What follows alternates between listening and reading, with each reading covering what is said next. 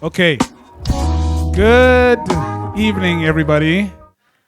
My name is Byron Wanster, and welcome to your weekly touch-up, week 107. Make some noise for that. Okay, I want to do a quick temperature check. I'll see who's in the house. I love South African alternative music, especially when? Okay. No, welcome home. Welcome home, a lot of you. I saw a couple new faces. Welcome. Next time I see you, it'll be welcome home. For those of you who don't know, this is your weekly touch-up. We do this every single Wednesday. It's live music on a Wednesday ever since January 2023. So we're a little over 2 years old, 2 years and a couple whatevers, weeks or days. But we've crossed 2 years, and I'm happy to be here. I'm joined by Elder Third. Make some noise for Elder Third. I'm joined by amongst the people I know, a.k.a. Tebogo J. Musane. Make some noise. And yeah, I am your host. So tonight's agenda, for the last 5 weeks anyway, we introduced this conversational segment to our live music that we do every single Wednesday. It's called Let's Touch Base. You know, just to also accommodate the weather. It's cold as shit today. So it really requires us to be, present and engaged. I know the live music part is the easiest thing to warm you up, but we'll start you here and have a conversation, insights within, the music industry. There's a bunch of musicians that I've noticed in the audience. This is for us. This is for y'all. I've got this incredible quote on my wallpaper that says, "Create the things you wish existed." This is an example of that. I would have loved this a couple years ago, but we did it and we're here now. So, for those of you who are here for the first time, what categorizes this particular hour that we dedicate to conversation is, a discussion with industry experts, people with a deep expertise, subject matter experts who are going to come and speak candidly about, how the industry operates with us in mind, us being artists. Because there's this disconnect, this bridge between us and everybody else, unfortunately. So we're trying to solve for that. So yeah, welcome homies. Siyabulela. Tango! So I'm going to let you know what tonight's topic is about. It's about, where is my script? Music in the corporate arena. Positioning, platforms, and power moves, right? So there was another band that was here a couple weeks ago. They were actually in the city to play a corporate gig. And there was a clear distinction between what a corporate gig looks like and why they were with us. They came to play with us with their hearts, and then they gave their whatever you give corporate. But that's not all there is. It's not about just playing in the corporate space. There's structures that exist that us as musicians always seek access to, but we just don't know the language a lot of the time. So we're going to speak to someone, two people, but I'm going to introduce them one at a time. Let's speak briefly about radio.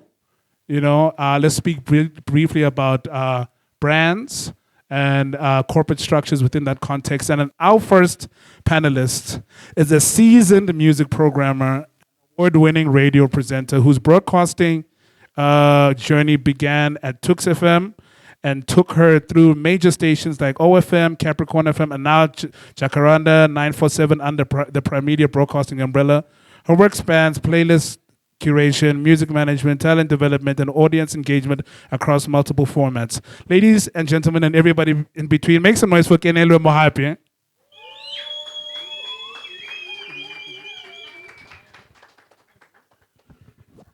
Cool. Are you good? Wonderful. Our, hello, good morning. Yes!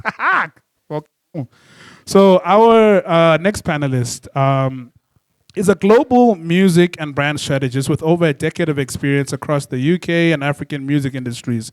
Having worked at Virgin EMI in the UK and the influential independent label BBE Records, Bradley Williams has contributed to the success of numerous artists through strategic marketing, cultural partnership, and brand activations. Ladies and gentlemen, and everybody in between, make some noise for Bradley Williams. Don't ask me where I found your bios, right? I definitely spliced where I could. But I always say, if I need to find you, I will. Either through recommendation or whatever, but someone always knows someone. So I want to thank you guys for making time this evening to come and speak to us. We're hungry for, all your insights. But it's going to be a very candid conversation. Towards the end, we're going to open up to some questions.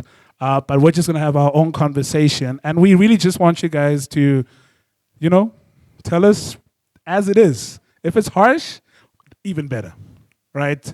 No sugarcoating. We just want it the way it is. Everybody here seems pretty brave. I will start with you, Bradley. You've worked extensively at the intersection of brands and music. When companies look to collaborate with artists, what exactly are they evaluating beyond just the music? What traits, values, or audience connections are brands really buying into? Yo. Wait, please repeat that. I got you. You're lucky I like the sound of my voice. You worked extensively at the intersection of brands and music. I like that. When companies look to collaborate with artists, what exactly are they evaluating beyond just the music? What traits, values, audience connections are brands really buying into from your perspective? Okay. Thanks for the intro. Yeah, that bio is not mine. I am very much a Joburg guy, an Mzansi guy, a South African who worked here in Joburg and I guess continentally, and I've done some stuff in the UK with some British people, but not for BBE Records. So I'm a partner at Motif Records. And I've done a bunch of other things with brands, agencies, but my first love is DJing, right? So I DJed for like more than half of my life. And so that led to a number of things and, led to this day, I suppose. Yeah. And I can explain that, but that's not why we're here. So to your question, so what do brands look for in artists? It really, I think if I'm going to go back to maybe, my days of dealing with brands or even now representing artists, they don't really know what they're looking for in artists. I think in the social era that we're in, brands are really just looking for the one that's the most sticky. Credible, so sticky in terms of, that will attract a number of views, eyes, etc. But also maybe help them get their message across, So it's the kind of thing that maybe, depending on who the brand manager is, and what the campaign is. And now, I think maybe just for some context, brands would typically want to work with artists for maybe launching a new product. And they would want to work with a number of artists who align with the communities that this artist engages with. And so, the idea is really that, the artist helps them convert his or their or her fans to the brand's customers, to become customers of the brand. And so that's really what it is, right? It's really like a commercial agreement, And so typically the artist in that instant becomes,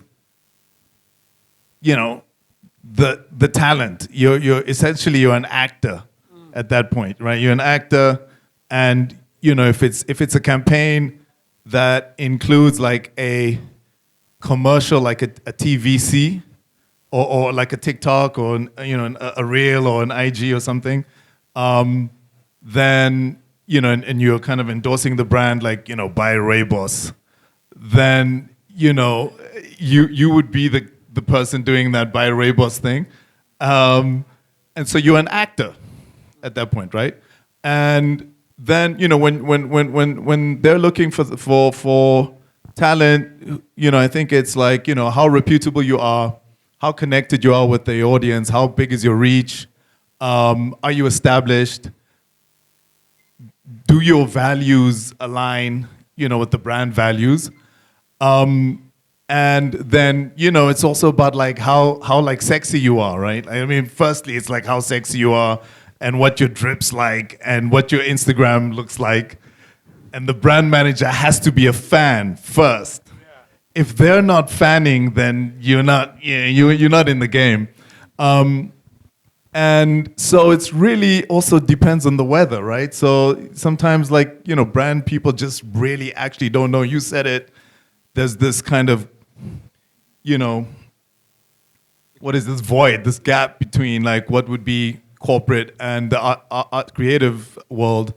And so to bridge that gap, I think you need to link with people in agencies. So if you're an unknown, so if you're not Kabza or, you know, Waffles or, you know, one of those artists, you would be, you'd be getting small campaigns, right? So ideally, you would want to know some people at the brand's agency, and I'm sure everyone here would have some plugs at the agencies, and there are probably some agency people in the room tonight, because agency people are typically artists and they're creatives, and that's where the connection occurs, right? So, you know, it's good to kind of like link with agency people to really understand what brands want, how they work, and how best to kind of maybe get the bag.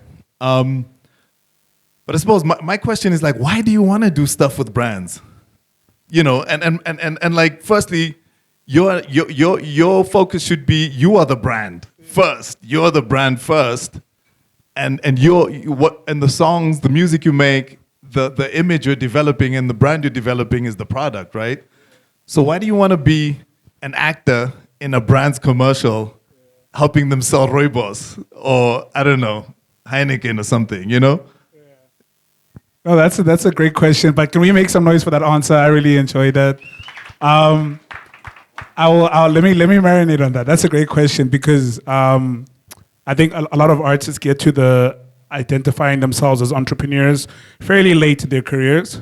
A lot of brands were brands for as long as they can remember. So I guess there's almost like an exchange with the brand that's existed longer. But we'll go into it. You know, it's really about knowing what brands want, maybe even what you want and where the alignment lies as far as these sorts of partnerships. But certain structures know exactly what they want a lot of the time, and one of those is radio, right? I was talking to my business partner, MK, the other day about how every radio station has its own sonic identity. You know, whether it's specific, whether it's pretty general, there is an identity that, you know, informs how their playlist, for instance. So with that in mind, right, every station has a sonic identity that guides what fits and what doesn't. Keneilwe, how can artists better understand and align with these identities, and what parallels can they draw to their own musical branding? Hi, everyone, firstly. No, that was horrible. Hello. It's a little better. By the end of the night, they'll be shouting. I think I'll answer that question, but I think it kind of interlinks with what Bradley was saying around why do you want to do certain things, right? Why do you make music? Why do you want to be aligned with certain things? Why do you want to be played on a certain station? The why is the most important part of your entire journey. If you don't know the why, you're going to be misaligned every step of the journey. You're going to be expending energy that you don't need to be expending and going to the wrong spaces. And so it draws back to the sonic identity. You mentioned earlier, I've worked in different spaces, whether it's Black urban youth radio, whether it's a corporate like a 947, which is hyper pop, or a Jacaranda, which is a bilingual station. In theory, they all have the same principles, the same building blocks that build them. And you need to understand what that is in order for you to be able to tap into that.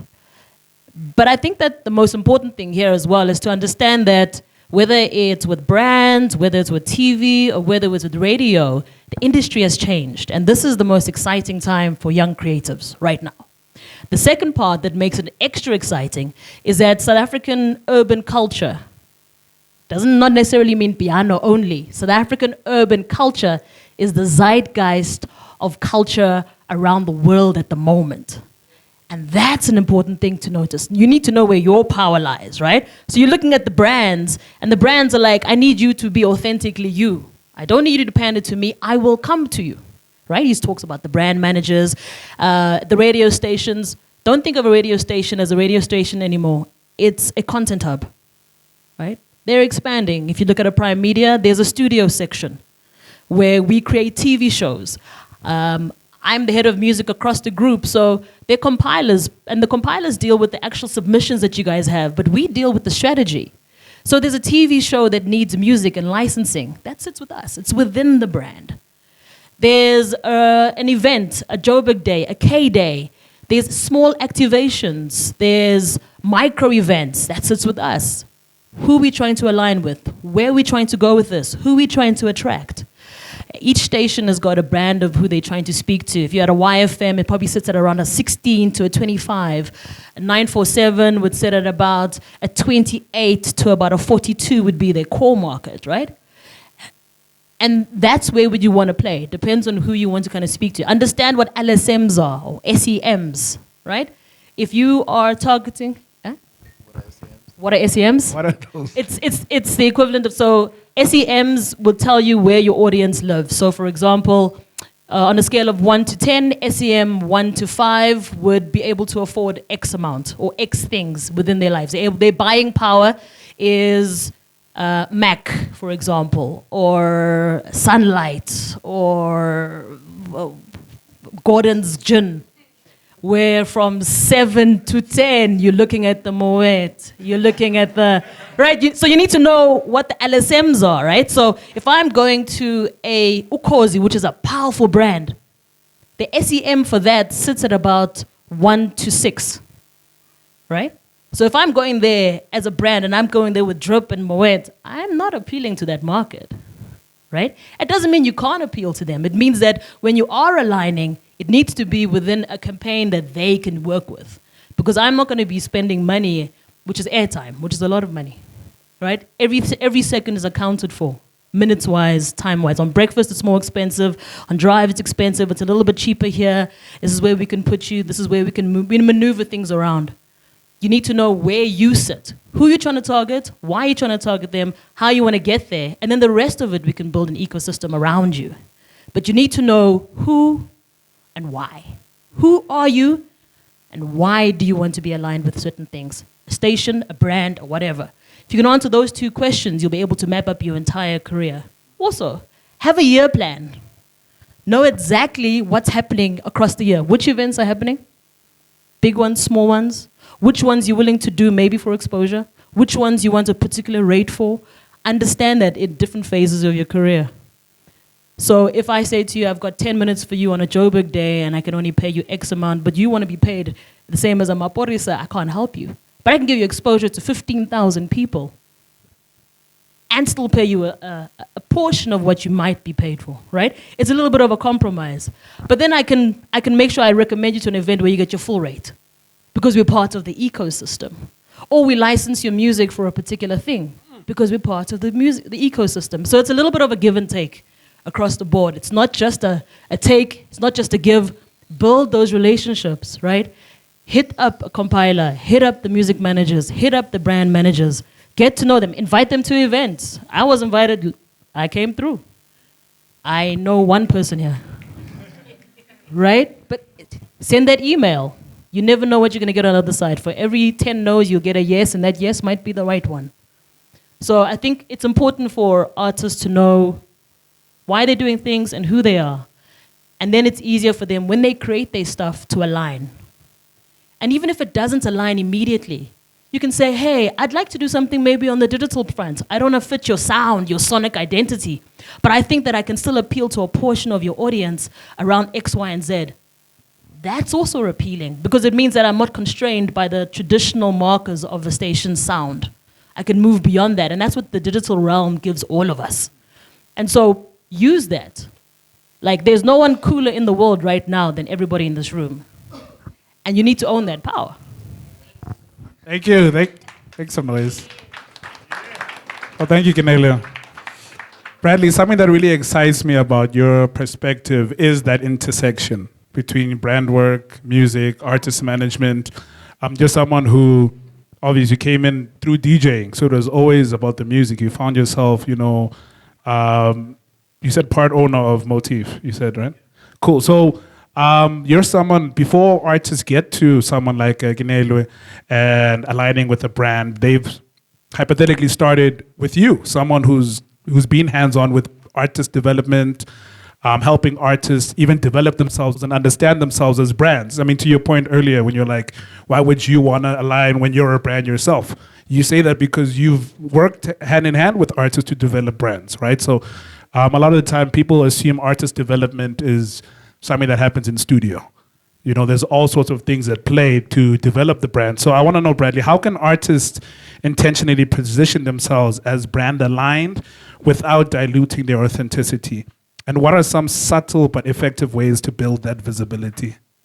Thoughts? How can artists position themselves as brand aligned without diluting? Yeah. So, those are some amazing pointers from Keneilwe and navigating radio, right? And this idea of, we are the zeitgeist, or you are. I'm the office guy now, but so I think there's some, in terms of artist development, we tend to, I think, I see a lot. I've worked with a range of artists, not just at Motif, but at Sony Music, for Levi's, MTN, all of those guys, and help them develop their brand, their music strategy. So a big part of my work was doing music insights in like 20 years ago, so kind of 2006 and beyond. And so the things I feel then versus maybe now is that it was the beginning. It was like really the early stages. It was like all we had was really was Facebook and venues and mini disc and MySpace. Yes, MySpace was there, yeah, but it was clunky as hell. But there was data file host at some point. If you know data file host, there's a lot, Quest that came up through data file host, Stogie T, Motif, we did a lot of stuff on data file host. So with, we bypassed radio. We created demand on our own first, and then radio came and they were like, oh, please give us your music, right? So on the topic of how to align with brands, I'd say so this idea of like developing yourself into a brand is critical. So I think understanding like kind of who you are and how to kind of express it in musically, visually, how to kind of what do you believe in, and I suppose how do you connect with people? What is the experience? Is really important. And I find that we tend to prioritize like a check and payday over maybe that groundwork, that foundation work of development, right? An example, I have a really good example in when at Motif, Motif was at our studio, we were the first studio that the Soil came to. We invited the Soil to come to our studio because they didn't have a studio. They were singing in kind of, I think, community halls or something back then. It was like 2007, 8, 9, thereabout. And Tumi, Stogie T, invited something and the original members over, and with that group, they were very much extremely unique, right? So the music was like heavily gospel, kind of clap and tap, a cappella led, unlike anything you would have heard. It was like such like a big throwback to like maybe church and choirs and choral music, Stratamea, Ladysmith Black Mambazo, but there were young people doing this music, right? So they really stood out. So they were unique, firstly, and something had like a side project whilst they were developing the Soils music. He had a side project called The Fridge. And The Fridge did like a residency next door at the original Kitchener's then, and other spots around Braam. And they used to do this weekly session. No one knew this band, but like the band Tonight, they would just show up every week and play. Tebs, you would remember this. You were there.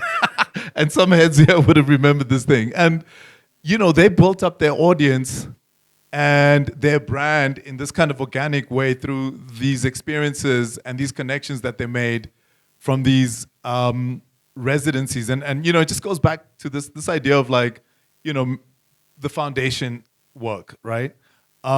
So like before you start aligning with a brand, have you performed on a local community level? Have you done 100 shows in spaces like this?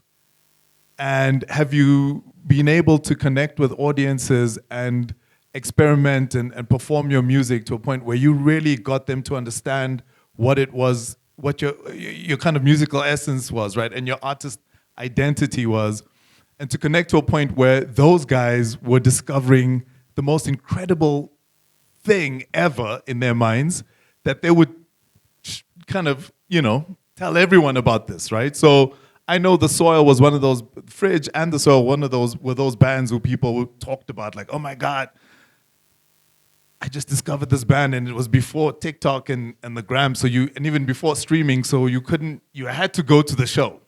And these shows were like crazy packed and sweaty, back then. I don't, if you remember, but anyways, foundation work.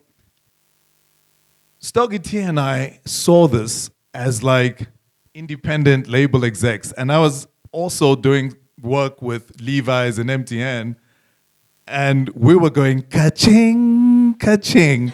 These guys are incredible, and we can really make this shit work, and let's help them do this thing. And we had them in studio, and we did these demos, and something was, he was the leader. He ran he was the visionary behind everything. And he could see 2 decades ahead. He saw this moment. He saw that moment with Pori, and he was like describing the stuff, right? The sound that we know was like that piano thing, right? And he, at the time, we're like, okay, you want to do this stuff sounds strange. It sounds like some kind of kwaito, some kind of new kwaito with something. But anyway, he had this vision. And because he believed in himself and this vision, Sam kind of refused to, he kind of would turn down all of these, what appeared, everything else, all these kind of commercial endeavors, the daily offerings from like the big labels. You know what happened with The Soil. He was like, that's not for me. I'm gonna leave this thing. I'm really going for this other. My vision's 2 decades ahead, right? With the fridge is really what he enjoyed, and he continued on that journey. But shit, I wish he was here to kind of tell the story because I'm really doing a bad job at it. But so the point anyway. So so Sam kind of So anyway, he was. There were a lot of these tempting opportunities that on the motif side.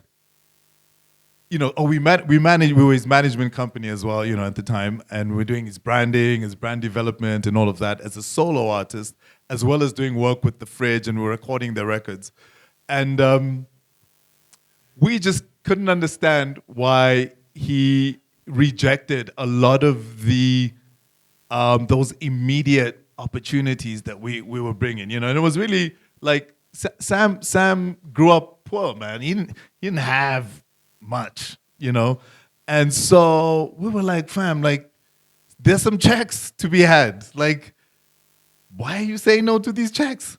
And he was like, no, well, actually, I really want this other thing, blah, blah, blah, And so for me, I think it was quite, at the time, frustrating, but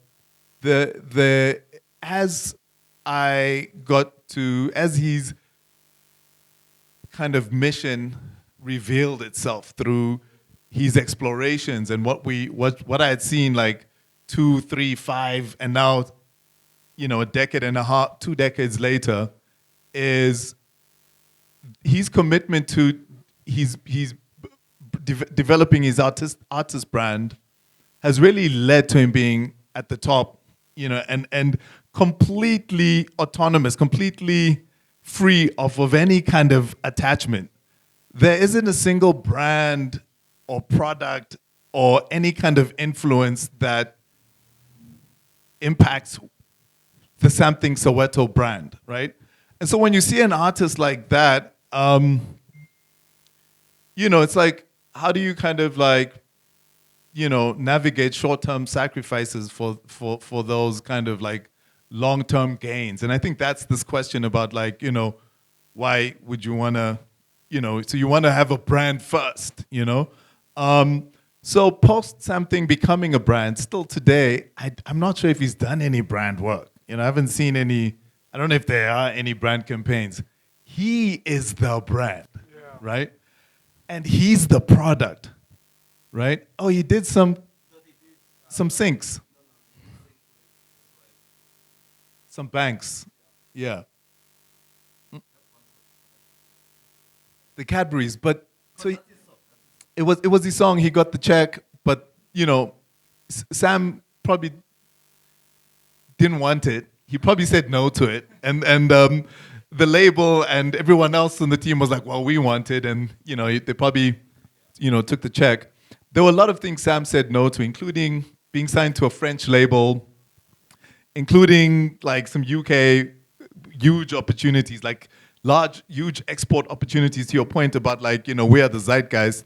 And, I think he's a good example. And I think, everyone in the room should really kind of like, try and, look into the Something Soweto story. And maybe, Luansta, you'll do a case study on this thing, right?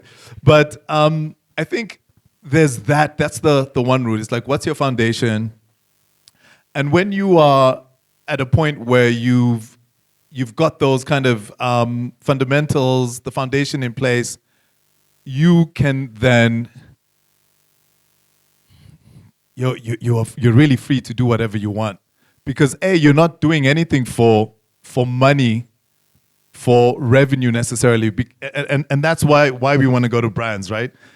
Brand alignment's mostly about getting a check, getting paid, But I feel like what's happening now with artists is that the dilution effect takes place when artists want this brand thing, because you are diluting. You're chopping a piece of yourself to align with the brand, right? And I don't know if there's any kind of perfect brand alignment. So, I think artists tend to now kind of cross that line into like influencer. So you're actually treated as an influencer now. So you're like Boity, right? Where it's about the numbers, right? It's really about like, what are your stats? before it's about the creativity and the idea. And that's where like your values, where you start questioning, like, what are your values now? Am I gonna do this thing that, and then you kind of look at the foundation you've built.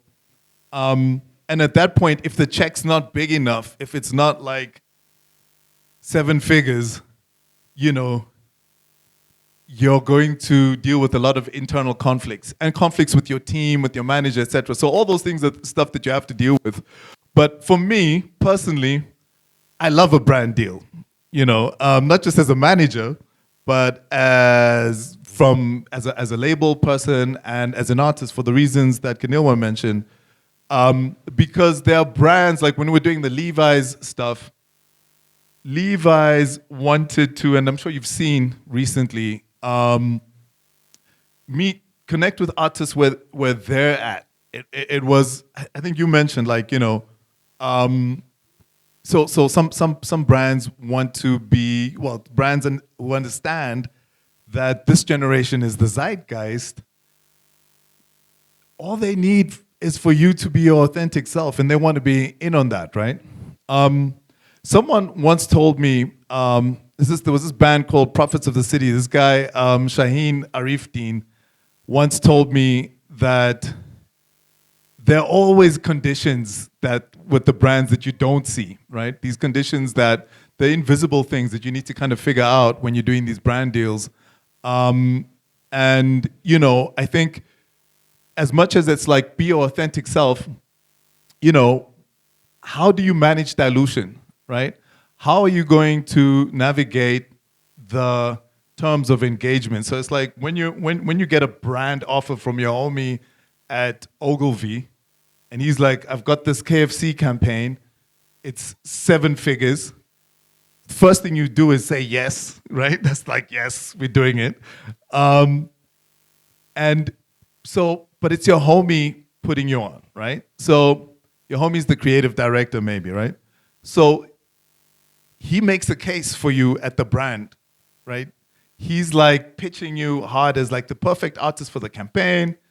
And, he thinks your song will be a great fit. But the brand manager's not sold. Brand manager's thinking, I want Luansta. He's got that other stuff, right? So now what's your situation? You're in the room, inevitably some form of tap dancing dilution is going to happen in that situation, right? And you have to negotiate that process.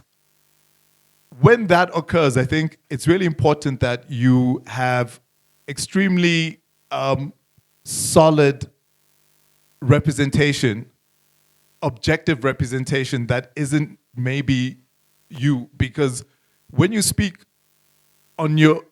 for yourself in the room, I mean, it's great. You have to be in the room and you should be able to go, hey, I'm not fucking with any of this shit. Fuck you guys, I'm out. Or that your managers can say that on your behalf in a very nice way, right? So you retain your credibility in the room and no one gets pissed off.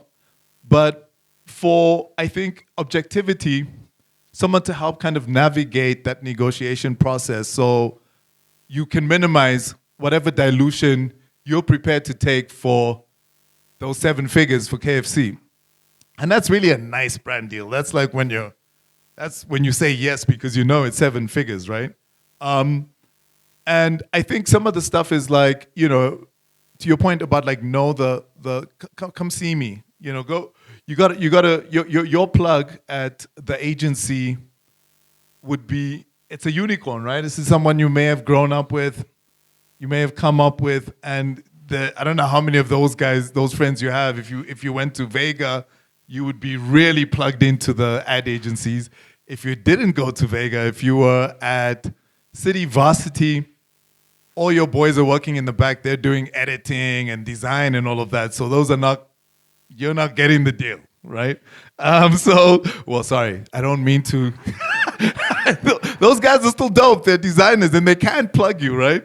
But so, I think it's really important for you to think about like the type of relationship you have with people who are considered as kind of gatekeepers, I suppose, and understand how they operate, so without maybe sending, an email or cold calling or whatever you have to do to connect with those people, whether it's coming to rooms like this or going to like the luris or doing agency visits on Fridays. I think they used to do drinks. I don't know if they still do those. Where you connect with these people and understand what that process is for them, right? And what are the inner workings in terms of how agencies and brands think of artists, think of talent, right? And how they want to work with talent to kind of further their brand missions, right? But I think it's also important for them to understand you, because there's so much. So if you go into the room with some value to add and you go, well, if you're something Soweto, you go, well, actually, I've got this vision of something. It sounds like, I swear something beatboxed my piano to me and Stogie 15 years ago. And I swear it sounded like my piano. But we were like, no, this is not the thing, my man.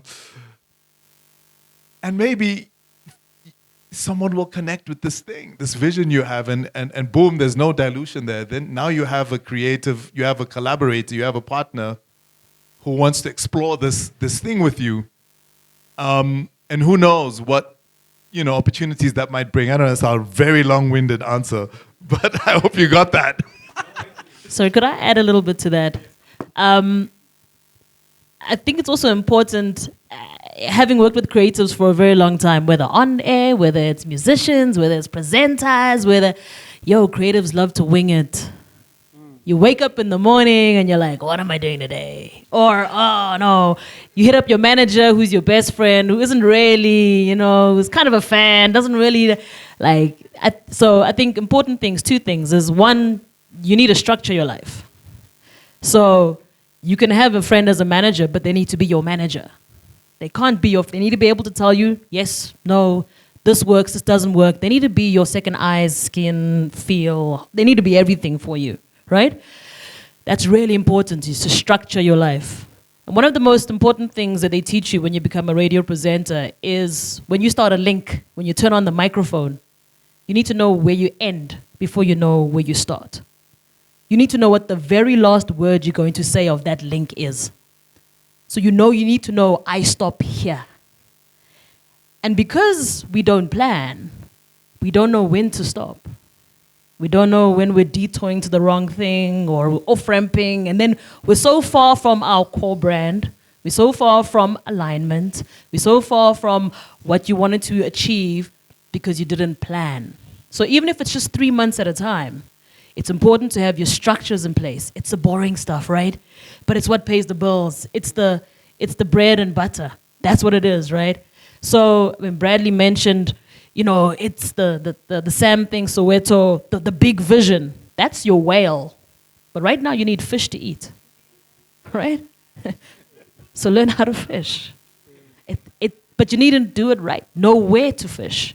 Know what time. Is it the ebb and flow? Is it the high tide? Is it the low tide? And that comes with planning. It's the little gains that get you the big gains, and consistency.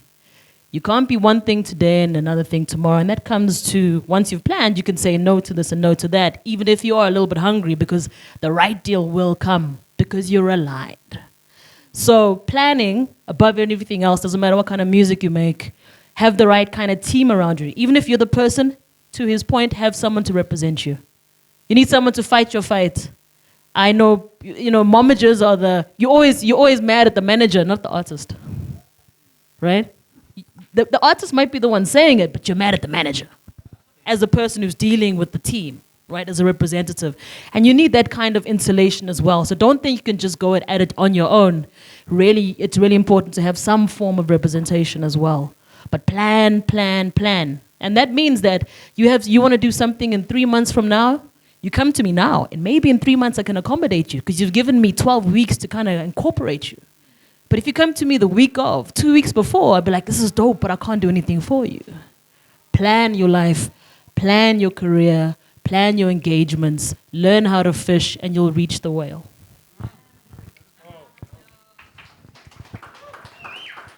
I really appreciate that something Soweto case study. I think there's so much more that would need a whole day to go through. Or, I mean, it might even just need him to write a book like I did. So we'll get back to that. Bradley, you mentioned something that was very interesting that I suspect a lot of younger artists aren't familiar with, or rather they understand it in a different way. Playlisting, right? When artists of my generation think of playlisting, a lot of the time they think of DSPs. But there still is a time. I almost said there was a time as if radio's gone.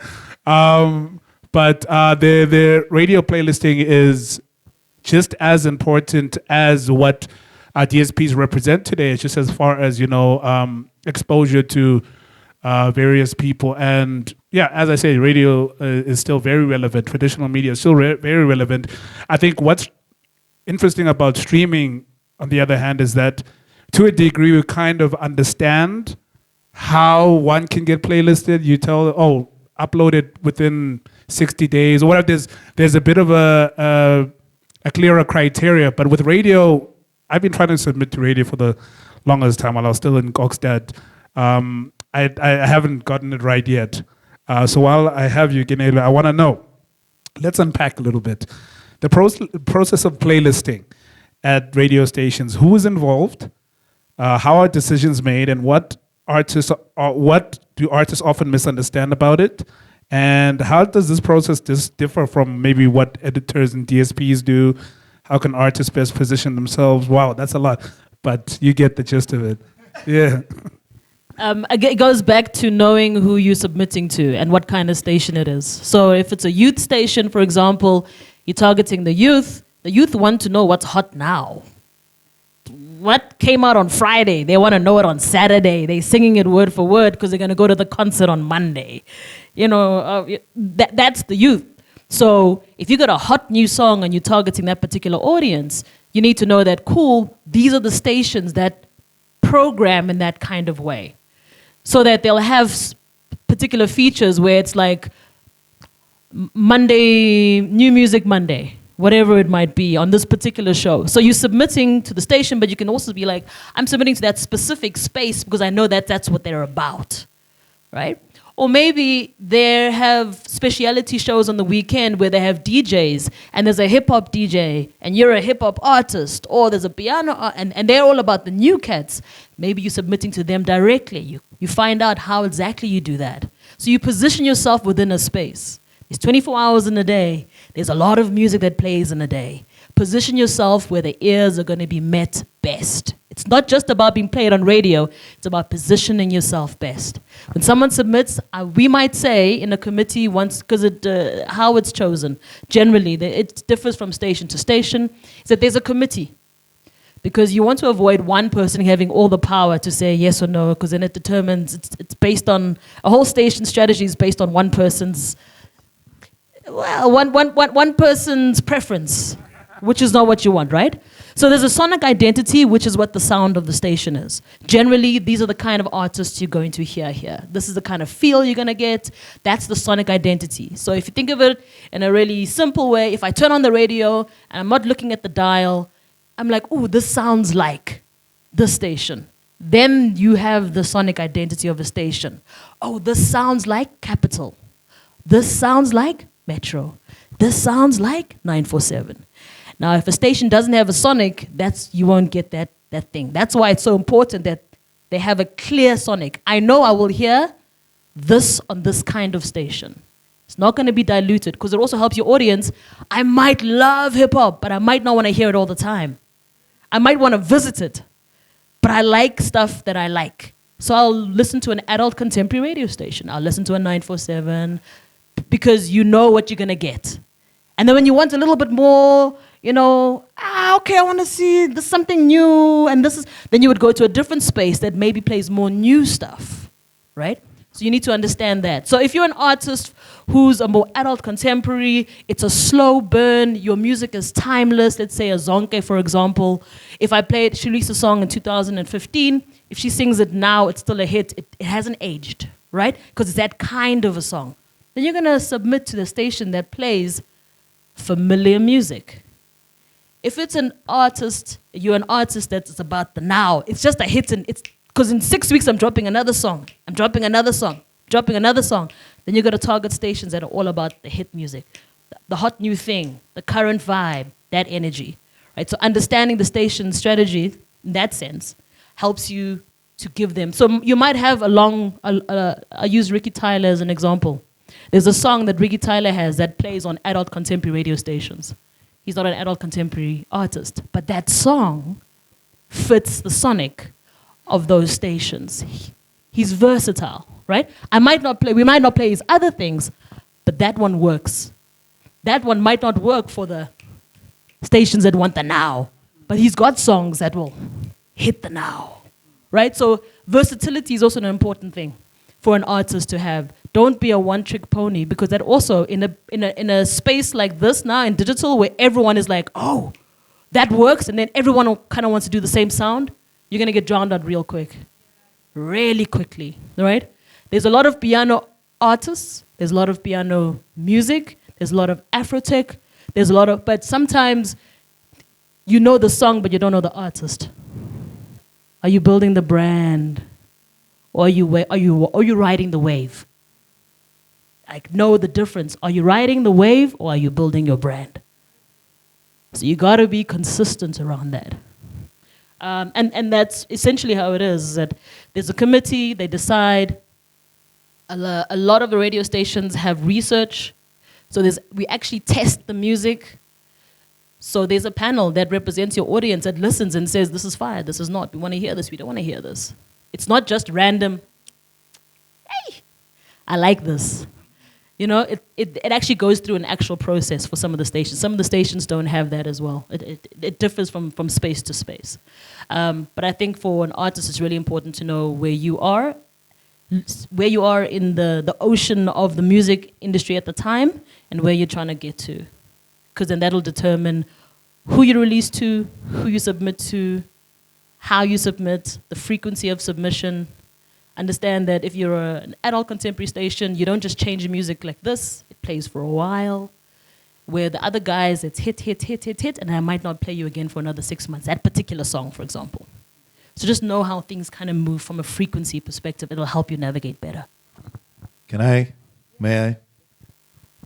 So there was, in my label days, we had a radio plugger who would, we would work with this plugger to kind of develop the single strategy, because we were extremely good at singles, and this man actually produced one of the craziest singles we released, "Bump the Cheese Up." Yeah, no, not bump the no sleep. No, it was.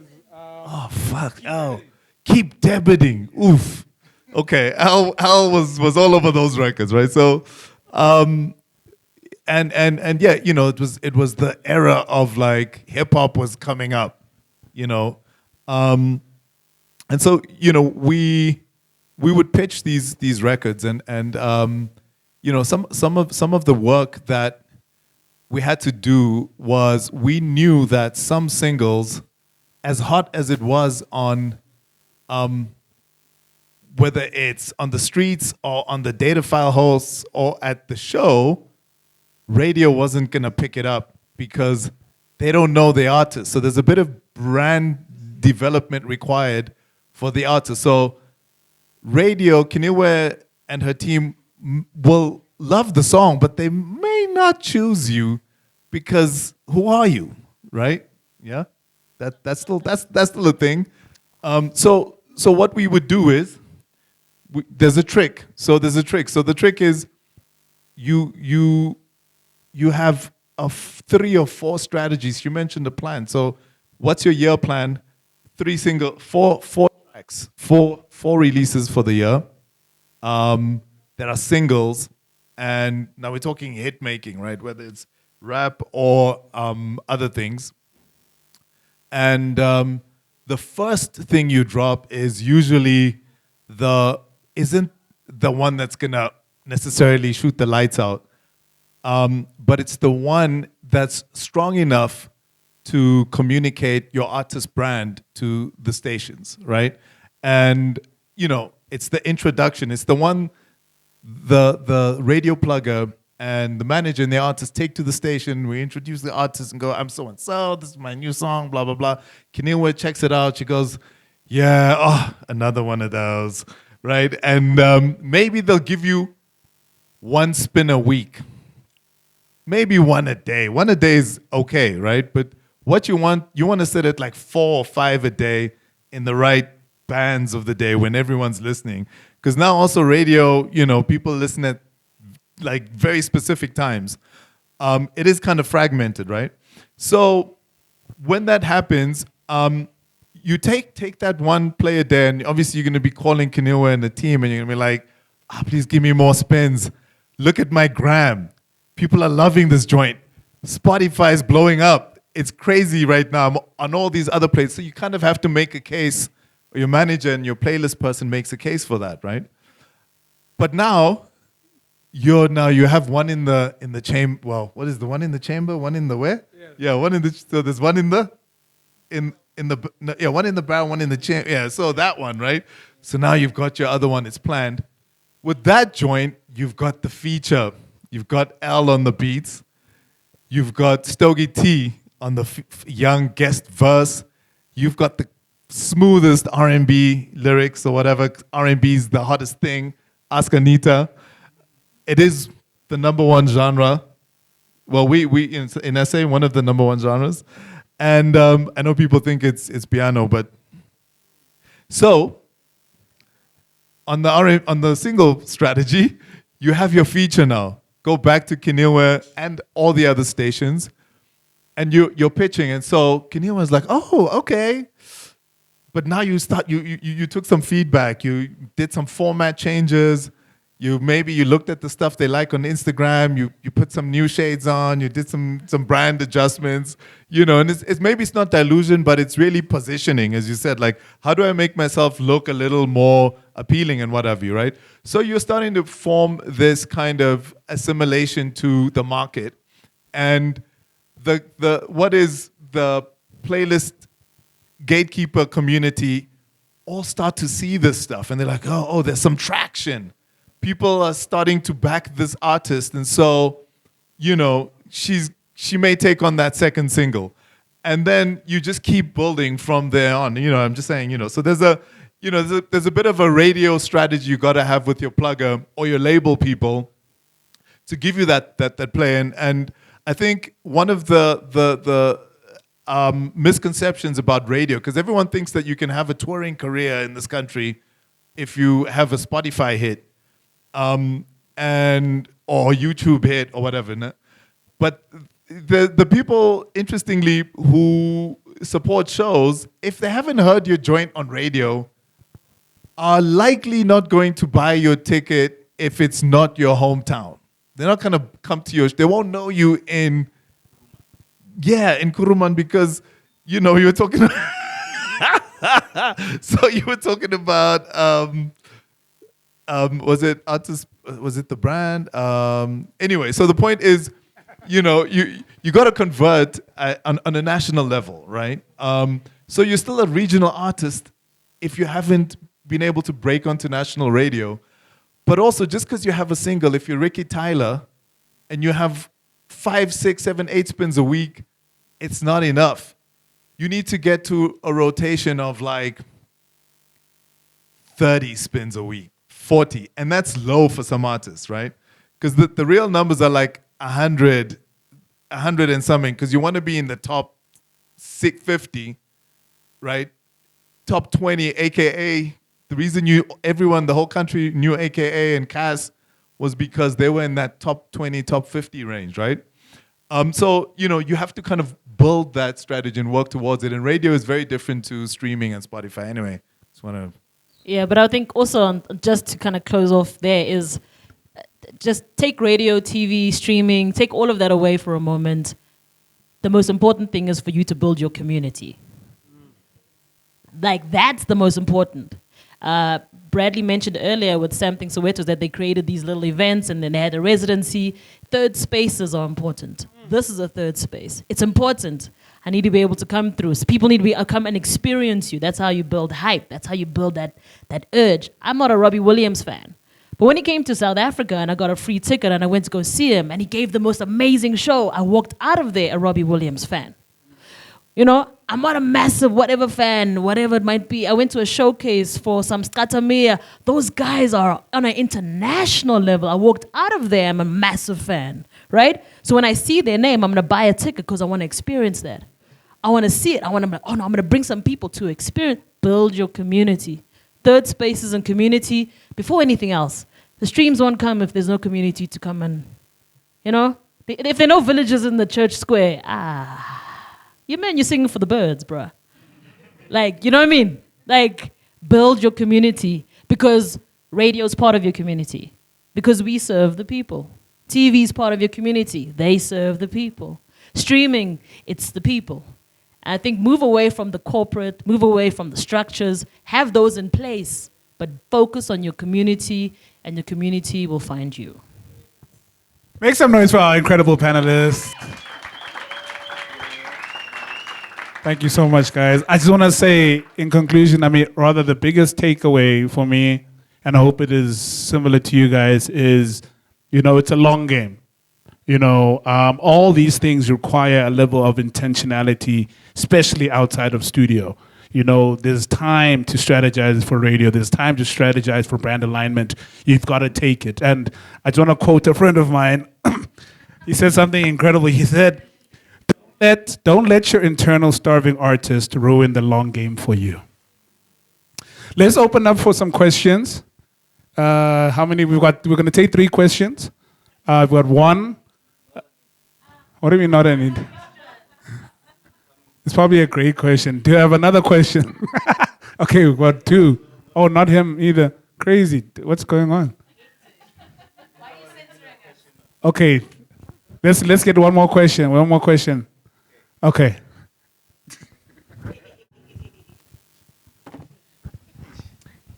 Hey. Okay, so this is a question kind of more about the playlisting. I feel like a lot of, especially kind of alternative artists, consider a lot of the mainstream media kind of out of reach. There's a perception of payola, and like you have to be essentially a mainstream big name artist to really get on radio. And I just want to get a sense of like, what are the ways that artists who kind of fall in the alternative space, which is what we're focused on here, what are the ways that artists can get that recognition and can kind of get into the spaces where the people who are making those decisions can kind of meet them, learn about them, learn to believe in them, obviously outside of like this space? I think a lot of the alternative artists aren't represented by labels, right? So Bradley mentioned pluggers, right? Pluggers are a great way because they, whether it's raining or shining, they will bug you. They will make sure you hear the thing. It's their job. It's what you are paying them for, right? So there's a lot of music that's received across the board from different departments, different stations, different all of that. So you can't, you listen to as much as you can, but you can't get to everything, right? You try as much as you can. Sometimes you get to it, but you get to it in this listening session and not that other listening session. And for you, I think it's really important that one, you keep on dropping your music. You just, it's about ears, right? It's a timing thing. Because I think we forget because we have our, we're here in the room here. It's 100 times this that are trying to get your attention every single day with the message, with the link, right? I mean, Payola, I hear you. I don't know. I don't know that girl. It's not my spillion. So I know there's a perception around that with some, but I think that the industry, because it's changing so much, and because radio stations aren't radio stations anymore, they're content hubs. look outside. There's more opportunity for alternative artists. There will be tiny desks, for example, that is a visual thing. That will have an alternative artist, an up-and-coming, whatever it might be. There are lots of those little things that are, there's speciality shows where an alternative artist. Now, there's obviously a sonic identity, and if you don't fit that, you know, you might not have the space there. And this is why I spoke about community, because it's important that your community supports you. Because there's a reason why the different stations sound different to each other, because they have licenses. They have to sound a certain way in order to have a license. You can't wake up today and there's like 4 YFMs. That's not gonna work. Like, it's just not gonna work. So it's end of the day, it's a business. And so you need to understand, this is why I go back to planning, understanding the structures, understanding where you can fit in, and then building those relationships. Third spaces are the best place to find talent. Like, people go out all the time. I heard about Nasty C before I even saw Nasty C.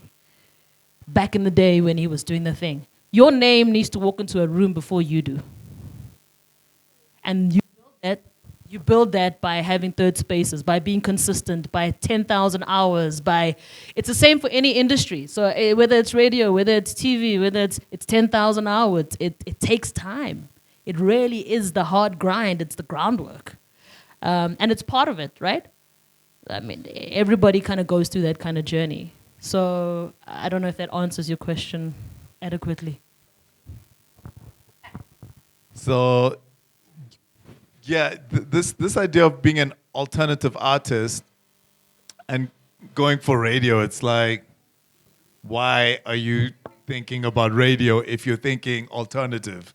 Because radio, the job of radio is, you know, it's really to get people to be hyper engaged in that frequency, right? And, you know, they have formats and it's quite strict. And that's where all the dilution occurs, right? So maybe, you know, there is a radio strategy, but it could be that if you're an alternative artist, it's a collab, it's a remix, it's something you're doing on there that is conceptual, but that really, I think, can turn radio on its head. Where, you know, when someone listens, because, you know, someone will listen, like, you know, back to the Sam thing, right? Like, I don't think people were expecting, like, you know, this choral group who beatboxes to be on radio in South Africa then, you know, so it was quite refreshing. And radio may not know that that's the next thing, you know. So if you have a good song as an alternative artist, maybe there's a way you can kind of get it on there, but you're really bringing something special to the scene. However, now though, audio is only like 30% of the game, right? So the other part of the game is your visual identity, right? So I think alternative artists can really play in the visual space and use video and narrative to kind of like really enhance this kind of conceptual work, because it's conceptual stuff when you're an alternative artist, right? And of course the live thing, right? So when you're creating experiences, how do you turn the room into like this unique experience that you change lives, literally, you know, when people see your shows.